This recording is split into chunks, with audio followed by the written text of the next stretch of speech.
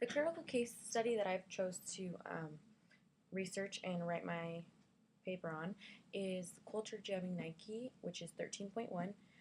According to Mumby, culture jamming is an effort to use the advertisements and billboards of corporations against the corporations themselves by reworking their meaning. So, culture jammers pretty much have an issue with the way that communication with corporations is done. They think it's very one-sided, and it has only a one-way flow, which would be consumer or corporation to consumers, and there's no real communication from consumer to corporation. So that's why they do this culture jamming, which allows them to create opportunity for other consumers to criticize the corporations. The most important themes of this critical case 13.1 would be obviously culture jamming, how companies should either handle or avoid culture jamming, and the issue of resistance of globalization. So, Nike is obviously a huge, widely known brand, sells different clothing, shoes, sports gear, apparel. And one of the benefits of ordering from Nike is that they allow you to customize your own products. So they allow you to choose your colors, your type of fabric, the color of the sole, and they even allow you to write a Nike ID on your shoe. A Nike ID basically is just writing whatever you want on your shoe, whether it's your name, your team name, anything like that. So this is actually where the case study comes into play because Jonah Peretti attempted to order shoes from Nike from the website, and he wanted to write the word sweatshop underneath the swoosh sign on his shoes. Instead of receiving his shoes, he actually got an email back from Nike that um, said that his shoe order could not be completed. He quoted, Nike said, your Nike ID order was canceled for one or more of the following reasons. These reasons include that that either his personal ID was the name of another company or trademark, it had the name of an athlete, which they did not have legal rights to use, or it was either left blank or it contained profanity or slang. The only option to that they gave to getting his shoes was basically to choose a different ID. So this obviously made Jonah a little upset because he knew that the word sweatshop did not fall under any of these categories. He quickly emailed Nike back and responded, stating that his shoe order should not have been canceled. The word sweatshop did not violate any of Nike's rules. Nike then said that his ID fell under the category of slang. After doing further research, double checking himself, Jonah emailed Nike back and said that he looked up the word sweatshop in the Webster dictionary and it was in there. It was an English word and it's not slang. The biggest issue that Peretti had with Nike is that Nike's website said the Nike ID program is about freedom to choose and freedom to express who you are.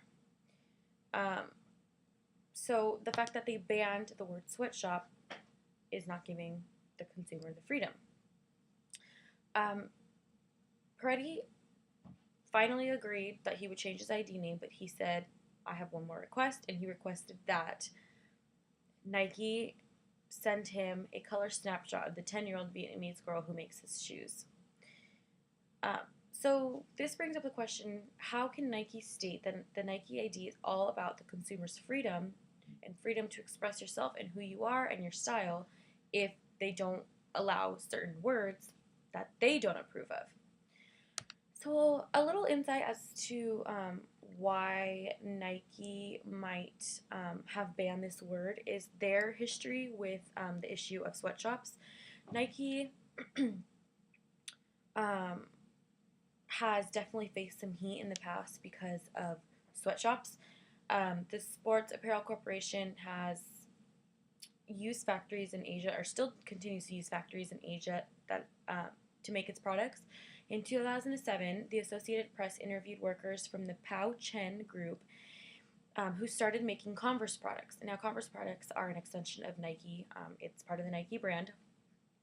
One of the women that worked in the factory said that a supervisor actually kicked her after making an error on a shoe and quoted, "We're powerless. Our only choice is to stay and suffer or speak out and be fired."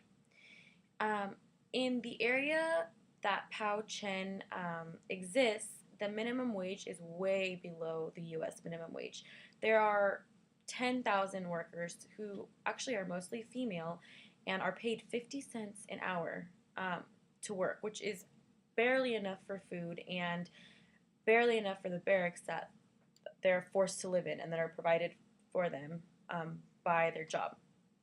A 23-year-old worker of the factory said, "They throw shoes and other things at us. They growl and slap us when they're angry. It's part of our daily bread." Um, so people obviously attribute these issues because of how mainstream Nike is and its popularity. So it's in high demand. Nike needs to find a cheap way to produce the products, obviously, like I said, cheaply and fast. And this is where the factories in Asia come in, who pay their workers nothing, and their workers work hours on end in unsafe conditions. They're physically and mentally abused. So this brings us to the issue of globalization. Um, Sociologist Roland Robertson argues that globalization as a concept refers both to the compression of the world and the intensification of consciousness of the world as a whole, both concrete global interdependence and consciousness of the global whole.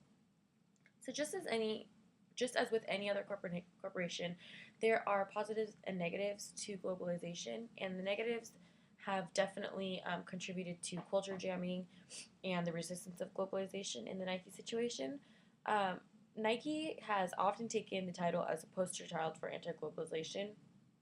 The reason is basically the same reason that was given in Critical Case 13.1. It has its sweatshops and poorly treated employees in factories around the world. There's obvious there's obvious precautions that Nike could have taken to avoid culture jamming, and they are taking what I think are proper steps to to kind of get past the resistance and build up their reputation. So now Nike has tried to change the mind of their critics by demanding that all of its potential suppliers go through a shape production that is performed by Nike staff. So basically in this shape production or inspection, they make sure that the workplace is clean, the wages are fair, there's a legal minimum age for workers, so there's no children, hopefully, working in the factories, and make sure that there's proper treatment of their employees. After the first inspection, there's a second audit that is done with an outside company who is also making sure that the factories are up to standards, legal, safe, and safety standards. Additionally, Nike has also founded and funded different organizations whose main goals is to improve the work standards for a number of different countries. So Nike's kind of trying to rebrand themselves and trying to show their consumers that they do care and that they're taking the proper steps to avoid this happening again. Some people may agree and disagree with culture jamming, but either way, it's a part of any corporation, and it's their responsibility to live up to what they advertise, as well as handle any issues professionally. Nike's main problem is that they give customers an option to completely customize their shoes, and they state that they want their customers to have complete and absolute freedom. I actually went on the Nike website and wanted to see what their ID page said. So the Nike website clearly states, with Nike ID, you can customize your shoes and accessories from the ground up. Select your favorite colors, materials, and performance options for your shoes. Your choice of cushioning and traction types, among others. Whatever your sport or style, we've got you covered. Express yourself with Nike ID for men, women, and kids. The one hole that I see in that statement is obviously where it says you can express yourself, and it gives you the option to um, customize it so much that you can write something under the swoosh sign instead of the word Nike. Um, they they have certain restrictions that might not allow a customer to express themselves, and that is where the customer may get mad. Um, the one of the reasons that Nike actually gave Peretti um, specifically stated, your personal ID contains profanity or inappropriate slang, and besides, your mother would slap us. Obviously, this statement from Nike seems to be a little offensive and definitely could have been handled in a more professional manner.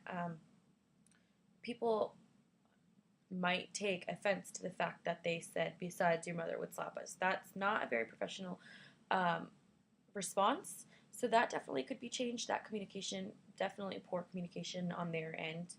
Um, Also, I think they could be more involved in emotional branding rather than just giving the consumer complete freedom. So, emotional branding provides the means for connecting products to the consumer in an emotionally profound way. It focuses the most compelling aspect of the human character, the desire to transcend material satisfaction and experience emotional fulfillment. A brand is uniquely situated to achieve this because it can tap into the aspirational desires which underlie human motivation. So, my suggestion would be that maybe instead of giving complete freedom to the consumer, Nike really, getting people excited that they can customize their shoes and giving them a list of words, inspirational words that they can choose to write on their shoes, and then maybe even giving them a list of names just in case they want to write a name.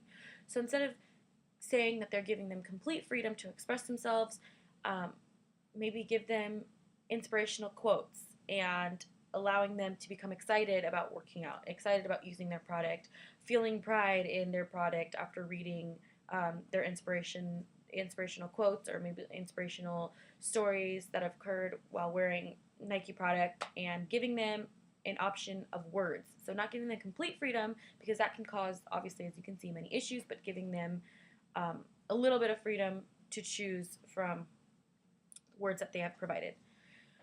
So, obviously, anti globalization and culture jamming, like I said, are things that any company can face. It's just the way that they take measures to prevent them and how they handle it, which can really make or break a corporation. Another obvious suggestion is that they allow more consumer feedback. One of the main issues with culture jamming that culture jammers have is that they don't. It's a one-way stream with huge corporations. It's always the corporation communicating to the consumer, but not necessarily the consumer communicating with the corporation. So if the corporation took into consideration more of the consumer's opinions and point of view, I think that they could avoid a lot of culture jammers and really show their consumers that they appreciate them and value their opinion in their business.